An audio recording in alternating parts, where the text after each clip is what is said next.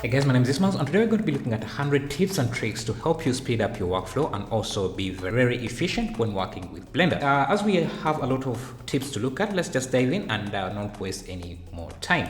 Let's add an object with a few modifiers here. Let me just subdivide it a few times and add an array a few times, and then add a curve and also give it a modifier, curve modifier, and let's also give this a bend modifier, a simple default modifier as well. Now if we try to edit this, you can see that every time we go to edit mode, we just lose the shape of the object with the modifiers applied. So what you can do is turn on the on cage object option, so this here, and for the curve you have to turn on the on cage and also this edit mode option to see the effects. And then now if we go into edit mode, we don't lose the deform option, the deform operation. So now I can make any changes here.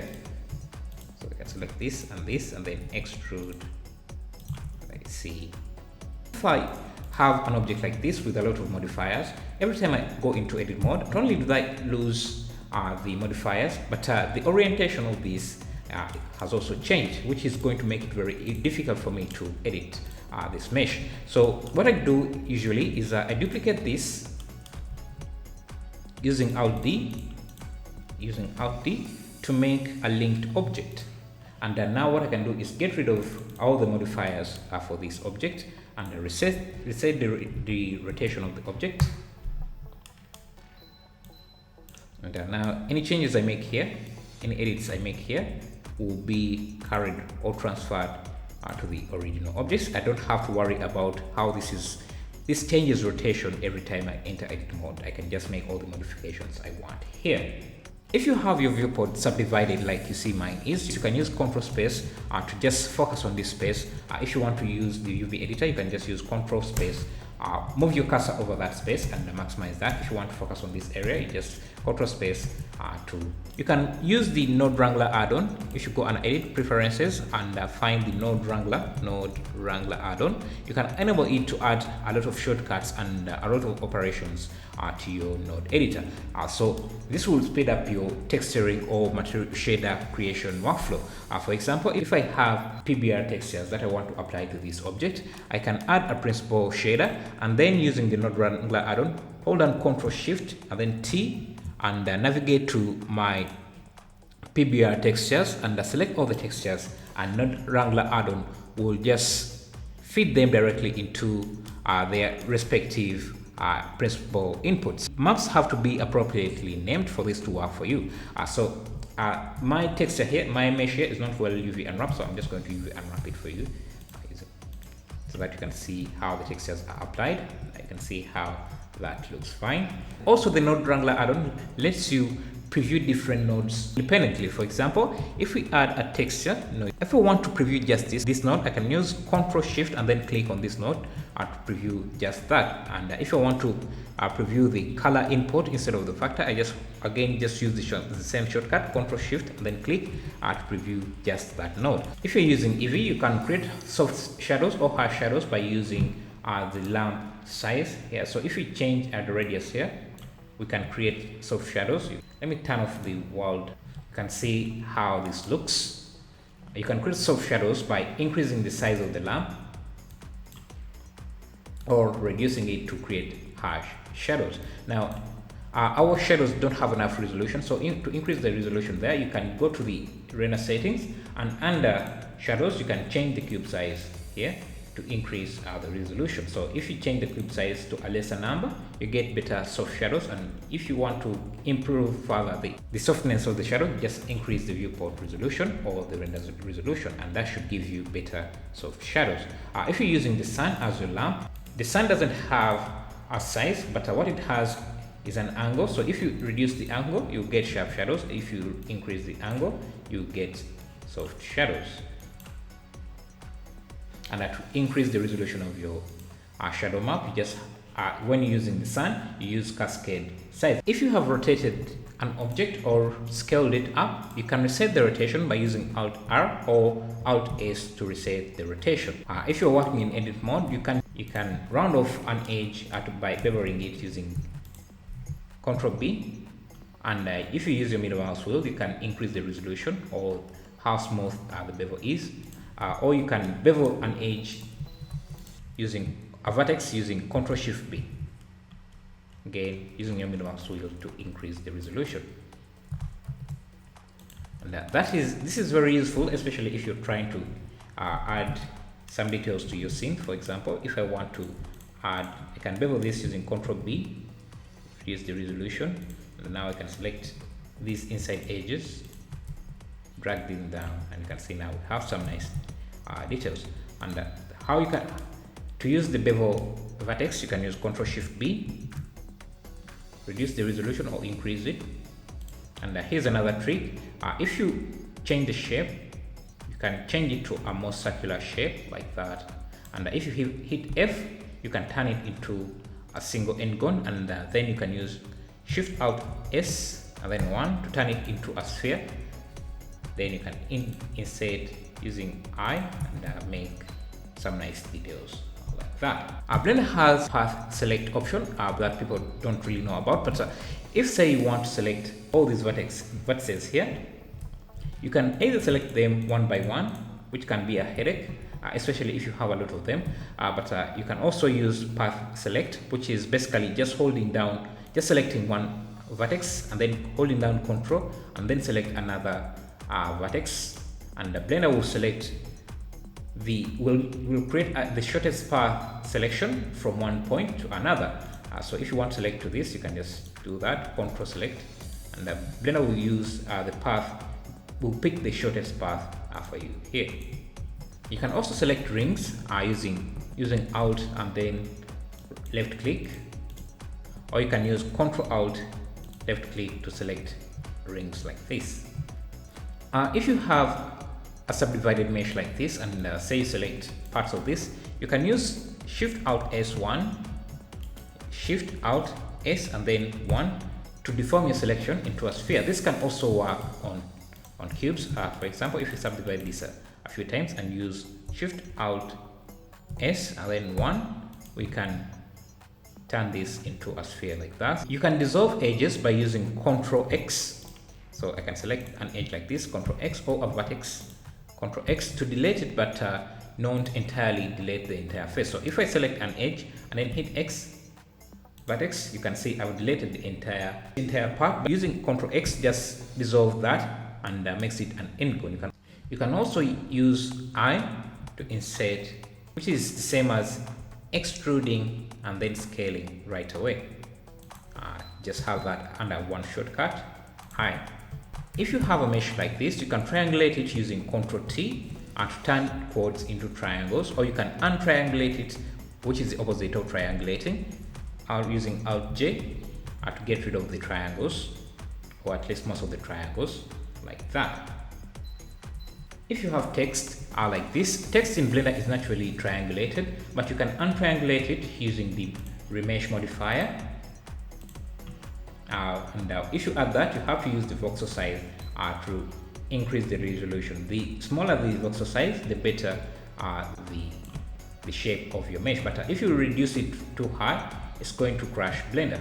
So let's try this again without crashing Blender. So subscribe,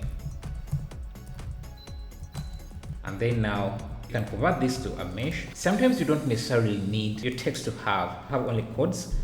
What you can do is say you have a text. You can see how the triangles here look. If you convert this into a mesh and go under edit mode, select everything, under face, you have the option to beautify faces, and this will give you triangles, but better looking triangles instead of what we have here that are kind of these are the worst triangles that are very, very thin like this. So if you go to faces and use beautify triangles, you get better looking triangles. And you can see how bad this is. If you duplicate this and add a subdivision to this and a subdivision to that, with this, let's add the beautify triangles option, faces, beautify faces, and if we add say a displacement modifier to this, you can see how these look compared to how these would look. Modifiers, See, you have these, let's reduce the strength just a bit. You can see how this looks. You have these lines that are going through compared to this that has beautified triangles. And on top of that, you can use Alt J to clear those triangles, which would give you better results than if you just change these to quads. Here you can see how you get these artifacts within this while you don't get it here. If you have dense meshes, meaning you have high poly meshes, it can sometimes slow down your viewport. If you want to reduce the resolution of those meshes, you can add a decimate modifier to reduce the resolution. So you just have to play around with the ratio, and you can see you're getting rid of some faces. And depending on what you're going for, the difference might not be that big.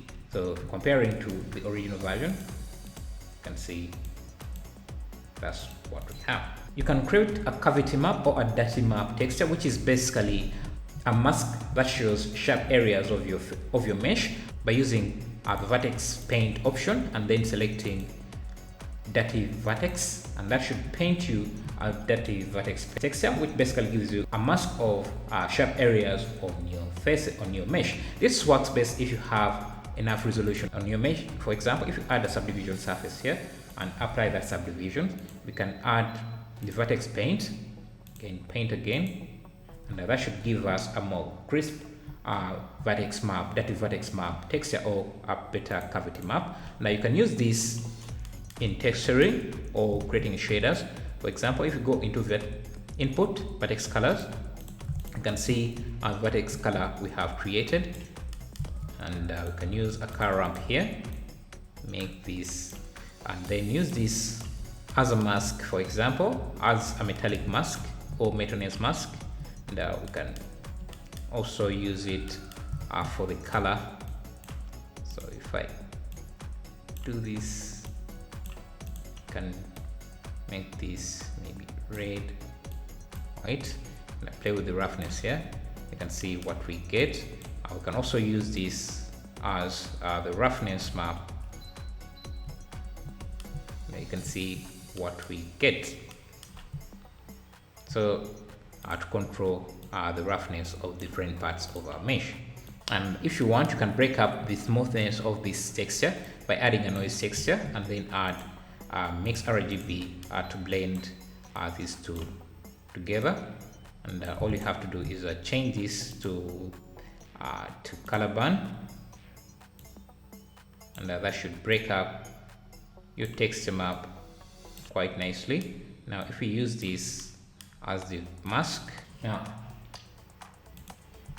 if you have multiple objects and one is in the back, it can sometimes be very difficult to select it, especially if you have a lot of objects in your scene. But if you use Alt, if you select one object that is in front, you can hold on Alt and then select to give you this select menu that lets you choose between the objects you want to select, whether the foreground object or the background object.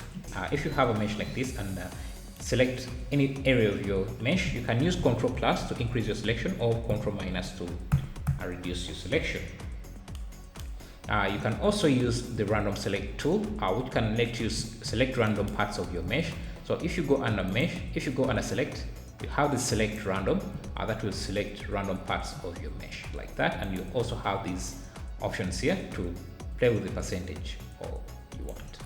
You can also do a checker select deselect option. So if you have a mesh like this, you have to select everything and go under select, checker deselect to create a checker board selection. You can also have these options to play around with your selection.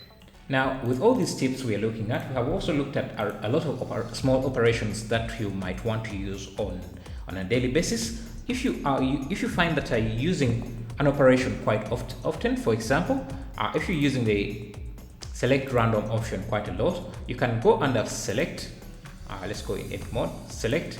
We have the select random. If you right click on it, you can add it to your favorites. I already have it here, that's why you see that I have the option remove from quick favorite. But if you add it here, so now I can access it using Q. I can see now I have random select there. Now if say I wanted the apply options without going into the object menu there. I can just right click the apply option and then add to quick favorites, and now I can access that directly there. If you have selected a mesh like this, part of a mesh like this, you can turn on proportional editing, which is this here, and you can select any part of your mesh, move it, and it will influence all the other meshes around it depending on the sphere of influence that you can change using your mouse wheel. But sometimes you just want to change parts of your mesh to influence parts of your mesh and not just everything of your mesh. For example, if I want to elongate this nose without affecting the parts around it, if I just turn on proportional editing and do that, you can see I have these other parts that are being influenced as well. So if I don't want to do that, I just have to make a selection of the entire nose. Like say everything that I want to be influenced, I can deselect these parts of this that I don't want using Alt and then selecting that area, and then I can hide parts that I don't want to be influenced, and now I can just drag this, change this as I want using proportional editing. Let me just drag this in, and you can see what I get now. Only the parts that were visible were influenced by the proportional editing. If I try to do that operation without hiding those faces, you can see it can be quite difficult to be influencing other parts of the mesh. To view your scene through your camera, you can hit 0 on your numpad, but if you want to change the view to a different view, for example, if you like this view, you can use Ctrl Alt 0 to view your scene from that angle. Now, if you want to create quick smoke with your object, you can select the object, the mesh, and then hit F3 to get the search button, and then search quick smoke, and do that. If you play back, okay, that was quick explode, which is also another quick nice tip for you. So let's undo that. We want quick smoke, so quick smoke, that will give us quick smoke. If you want quick fluid, quick liquids, it will set up that for us as well using the selected mesh as your inflow. If you have missing textures in your scene, for example, if you transferred this file but you didn't transfer the textures with it, you can go under File, External Data, find Missing File, and navigate to the folder with the textures and then find Missing Files. If the textures are within that folder, then I will find them for you. Sometimes you want to add backgrounds to your scene, but you don't want it to be affected by your lights. For example, if we get rid of all the lights, including the world strength light, you can see that for anything to be visible, for any textures to be visible, you need a light source to see those textures. But sometimes you just want to have the image to be there, to be visible regardless whether the light is reaching it or not. For example, background images that might be far away from your foreground. So to do that, you can add any texture you want. Now let's say we're going to use these clouds as our textures. Now if you don't want this to be affected by any light, you can just use the shortcut Ctrl Shift and then click on the node, and I should be able to use it as your background. This works both in cycles and EV, so if we change this to cycles, it will also be visible in reflections and other parts of the maze. You can also create custom profiles. For example, if I have a curve object like this, I can give it a custom profile by adding another curve object, for example this, and I can change this a few times like so, and under the curve data for this main object, I can go to geometry and then increase the bevel, but this time I want to use the object as my profile, and can select this object as my profile, and you can see now I have that. Let me first reduce, and you can reduce the size of the bevel by selecting this curve and scaling it down. Now if I change this, I change how the profile looks as well.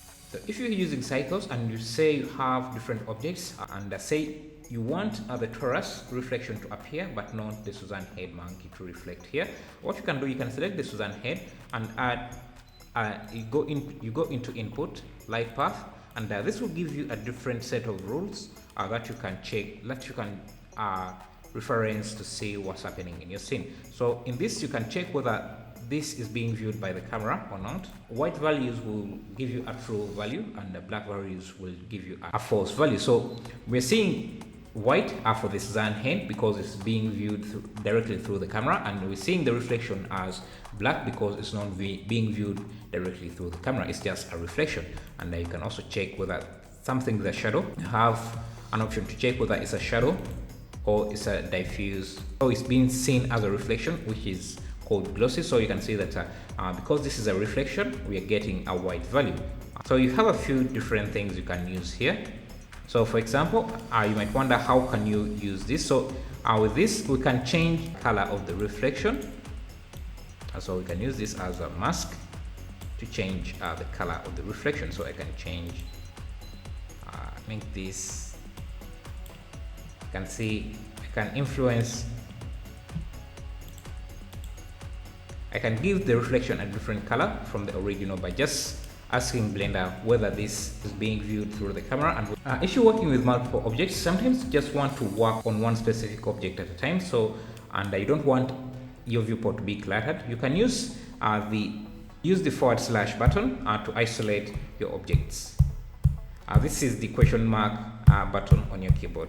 If you want to view your objects through multiple angles and through multiple cameras, especially in a camera animation, in an animation, you can set camera markers by, let's first duplicate this camera and here.